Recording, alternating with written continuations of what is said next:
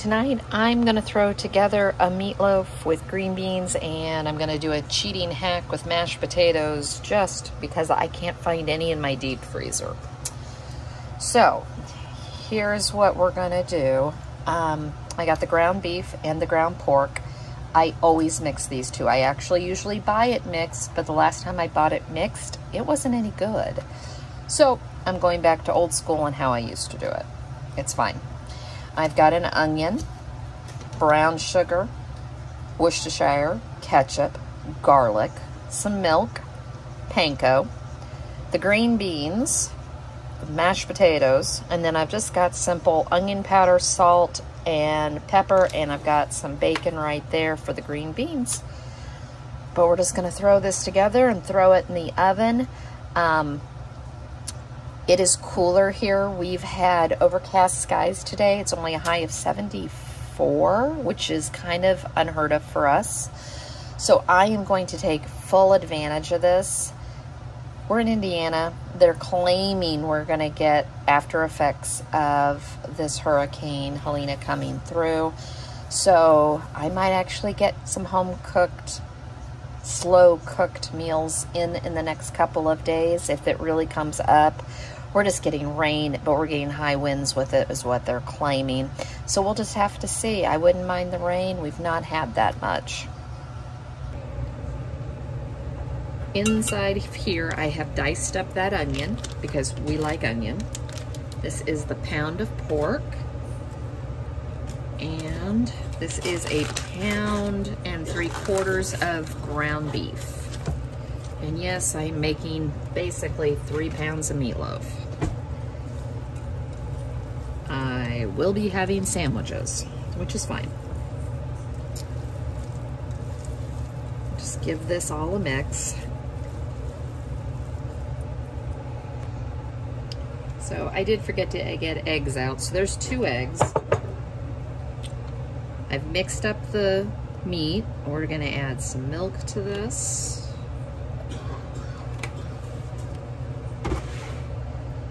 We're gonna go ahead and grab the panko. Add in the panko. And it's seasoned, so that's, I don't like a lot, but that is almost 3 pounds. So we went ahead and finished that off.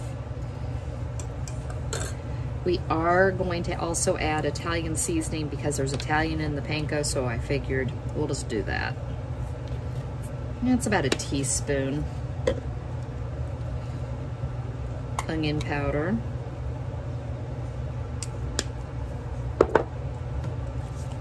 I'm gonna salt this because I'm not putting salt really in anything else. And fresh cracked pepper.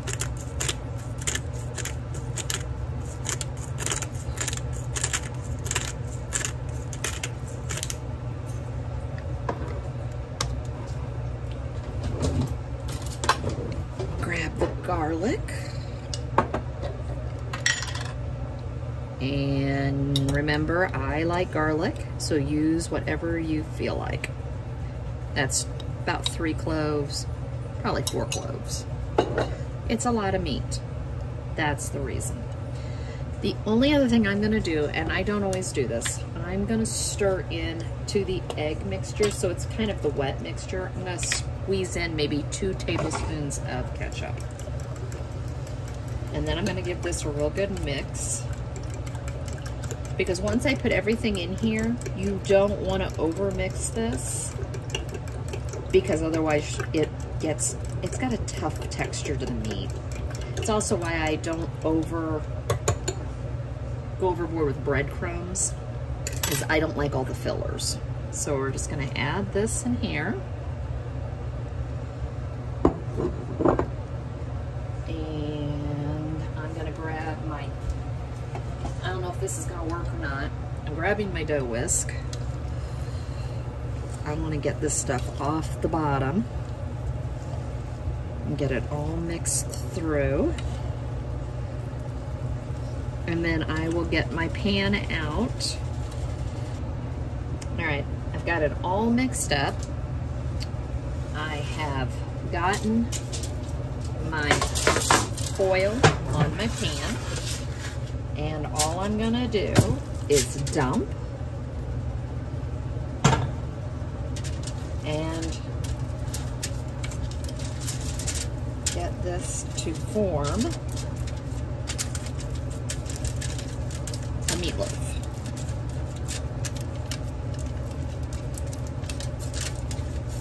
I might be freezing meatloaf. I've got to work the next 2 days, so.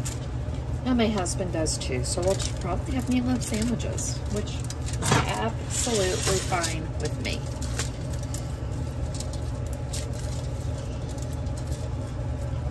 And that is all I do for meatloaf.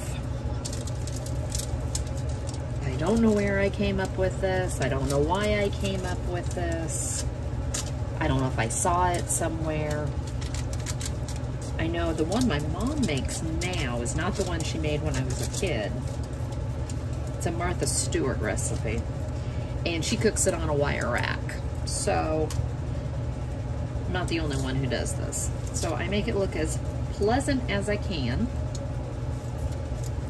And I'm gonna bake this on 350 for about 45 minutes. In the meantime, we'll make the sauce, we'll make the green beans, and I'll show you what goes in the sauce, and then when I put it on is usually closer to the end. So in here, we are gonna make the sauce that goes on top, and all it is ketchup, and yeah, I'm using quite a bit because I've got a big meatloaf. Worcestershire.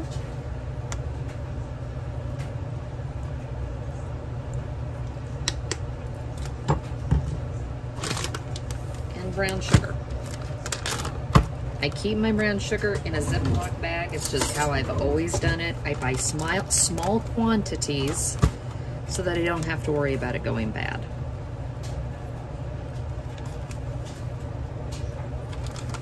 And give this a mix. There's absolutely nothing special, I feel like, about this, but it tastes good.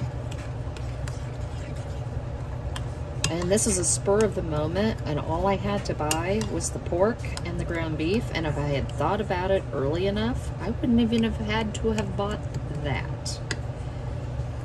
As I always say, I have a very well-stocked freezer, I just haven't been into it in a while, so I've got to get that figured out.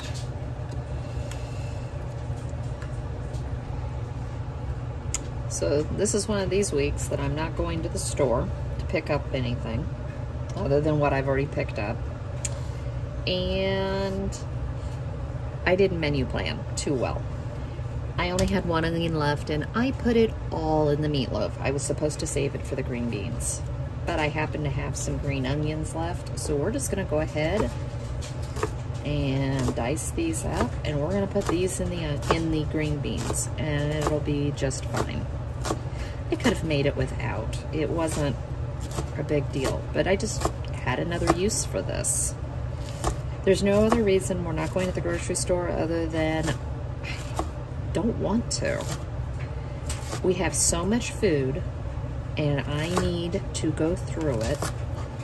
So this is, I picked up my husband his normal stuff to get him through with the work week and everything else, and I picked up the ground beef and the pork just so that we can make the meatloaves, and I'm not going to buy anything else.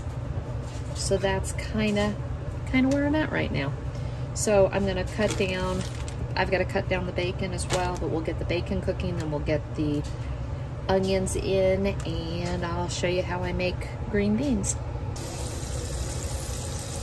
So I've got the bacon cooking. Meatloaf has been in the oven for about 35 minutes, and all I'm gonna do,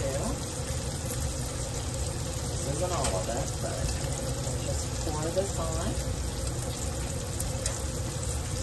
And this is why I made so much. This was a big meatloaf.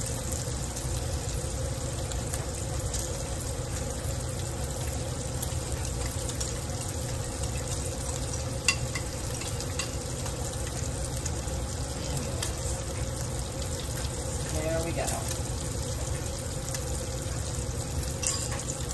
It's going to go back in the oven for about 20 more minutes. Now that I have the bacon almost cooked, I'm gonna add the green onions, because that's what we have.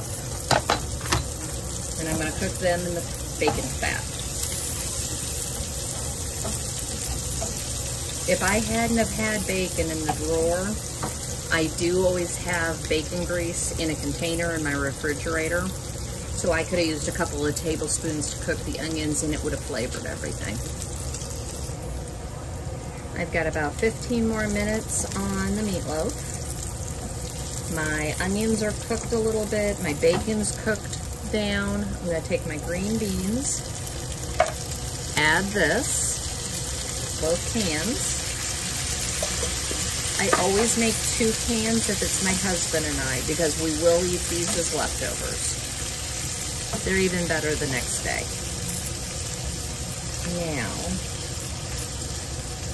I didn't get this out earlier, but this is my favorite, but you could always use garlic powder, salt, pepper, onion powder, and smoked paprika. But I'm gonna use the Gospel. That's what this has in it. Uh-oh.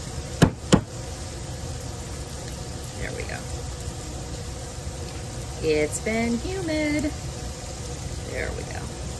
Not overly seasoning it. It doesn't need it. And then I'm gonna take chicken stock, just so it comes up.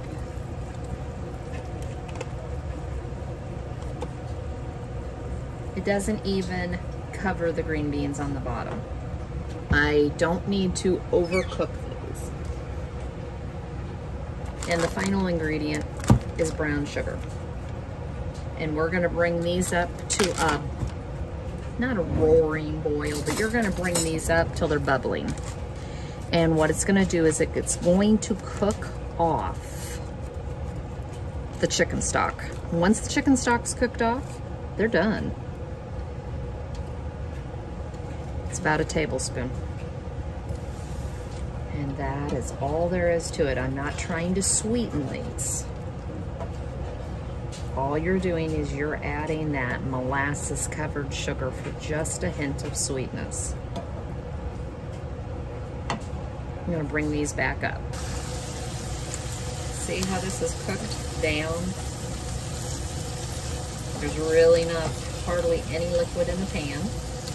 And we're gonna turn that off. I've done the mashed potatoes, nothing special. I did use half milk, half water, and butter. I just think it gives them a little bit better flavor if you're using instant. And now I'm just waiting on the countdown to the oven for the meatloaf to be finished.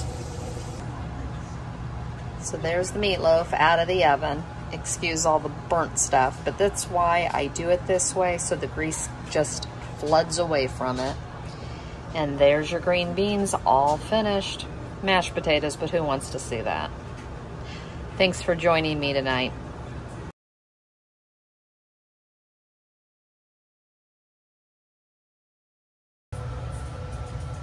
Tonight I'm gonna do an old favorite standby. Not my favorite, but my husband loves this, and the boys ate this a lot when they were growing up. So I'm going to make biscuits and gravy, and I'm going to do homemade biscuits, and I'm just going to do the 2-ingredient biscuit, which is just the self-rising flour and the heavy cream. Then I'll make the biscuit or the sausage with the gravy, and then we always serve it with fried eggs. So in here I have put 2 cups self-rising flour. Here we're going to put 1.5 cups of heavy cream. This is another recipe that I know that if I buy a container of heavy cream, and I know I'm not going to use it all for one recipe, I'll make biscuits. If I don't make biscuits and gravy, I'll at least make biscuits.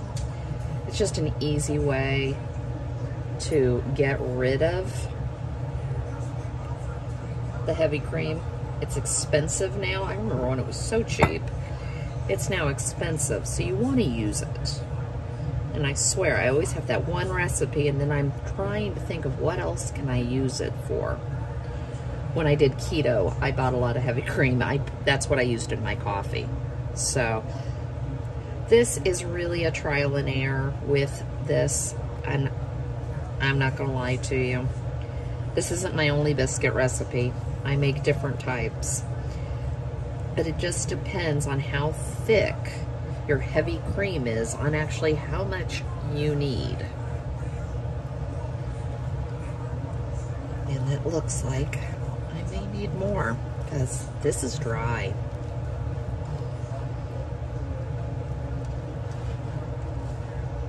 Yeah, this is too dry. So this is one of these that we're going to slowly add this in. So I'm going to add in maybe 2 tablespoons.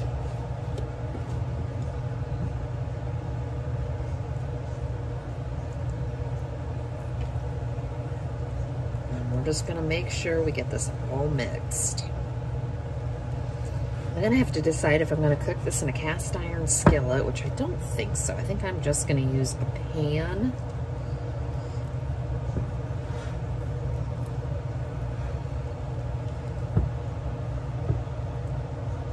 And parchment paper.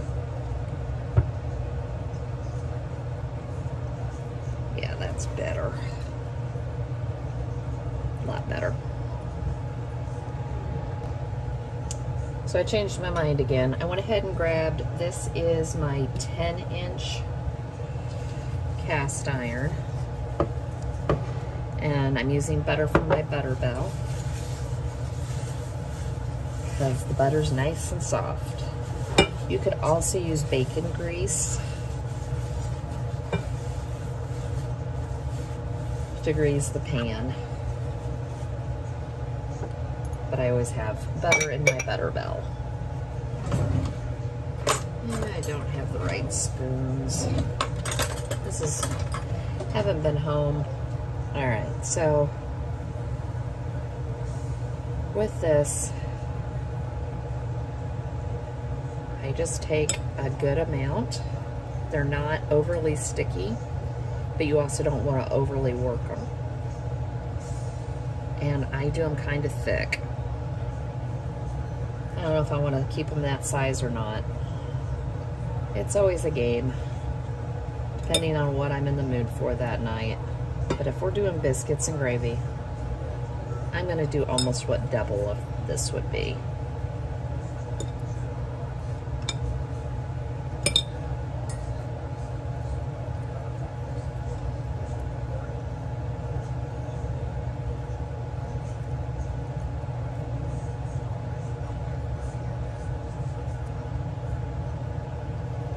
That's all there is to it. Basically, it's the same philosophy. Don't overwork the dough. So I've got them all out.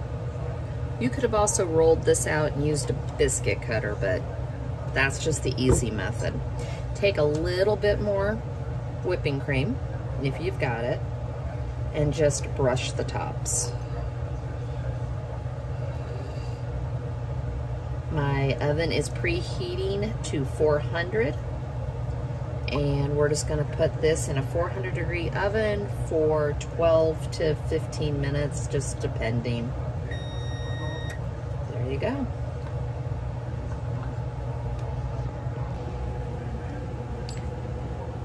Now I'm heating my pan up. This is the easiest way I've ever found to get sausage out.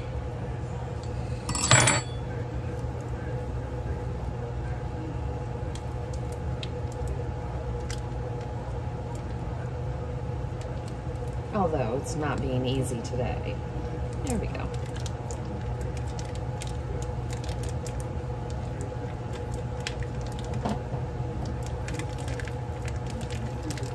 I always pick up sausage, and I always have it on hand because you never know when you need this meal.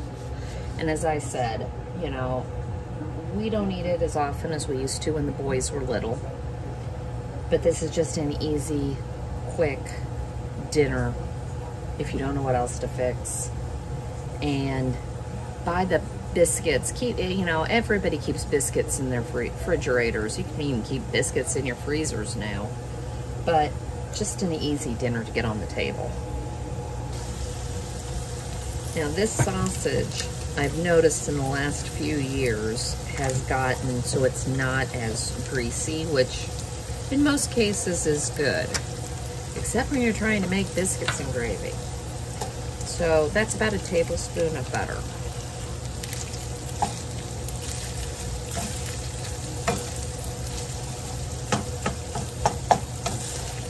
And just go ahead and let that cook in. And I'm going to get my flour ready. Now that the butter's melted, I'm adding in probably 2 tablespoons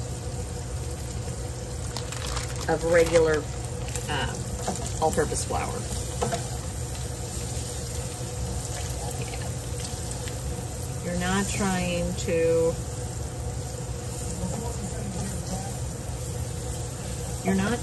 with the flour to sop up all of the grease, but just a tiny bit more. There we go.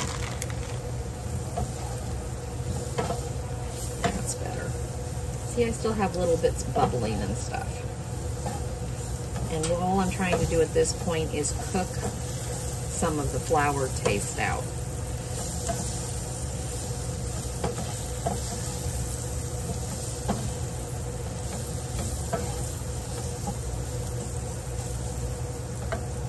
When I got together with my husband, he made biscuits and gravy. I was not raised to eat this. My mom doesn't like sausage. My grandmother would make it every once in a while, but it wasn't their favorite either. So I didn't grow up eating biscuits and gravy very often. I grew up eating chipped beef on toast, and that was a rarity because my mom doesn't care for it either. But that was actually our holiday Christmas morning breakfast. So I'm gonna add about a little bit shy of a cup.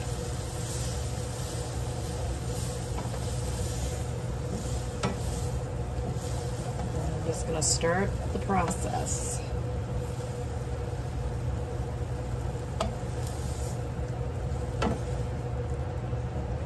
This will thicken up.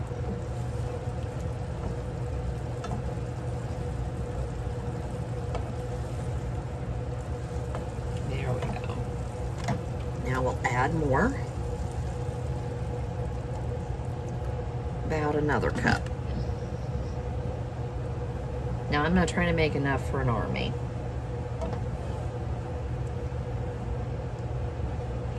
But if you do it slow like that, you don't have to whisk it to death or stir it to death because of the fact it's not going to have lumps. So just let this sit. We still have time on the biscuits, and this is going to come up to a boil, and you're just going to keep stirring and make sure it doesn't have any clumps.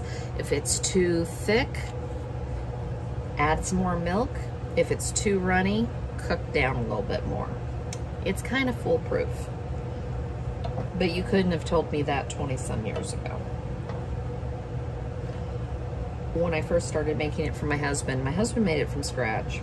I was so intimidated. I bought the cream gravy by Pioneer mixes, and I would make it with that. I don't know why I didn't think I could do this.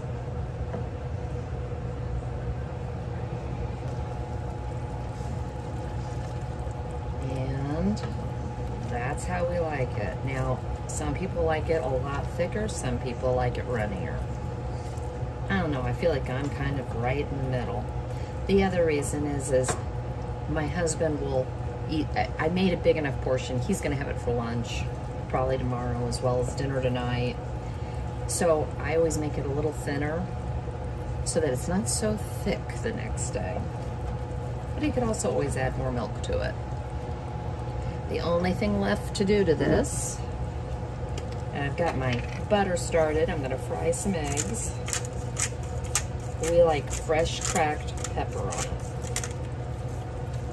it. So if you've ever heard it called pepper mill gravy, sawmill gravy, there you go.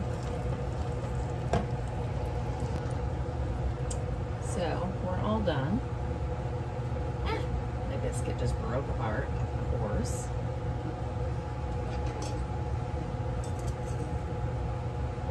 Because look how pretty that is. Nice and browned. We always do biscuits and gravy, where we take the biscuit apart. And I'm missing a piece of mine.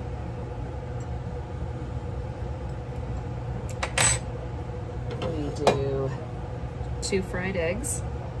Well, I'm doing 2 fried eggs. How's that? Right over the top. And remember, I'm not the one that likes this as well, so I'm gonna go light on the gravy for myself. And there we go. Easy and simple, and not a budget buster.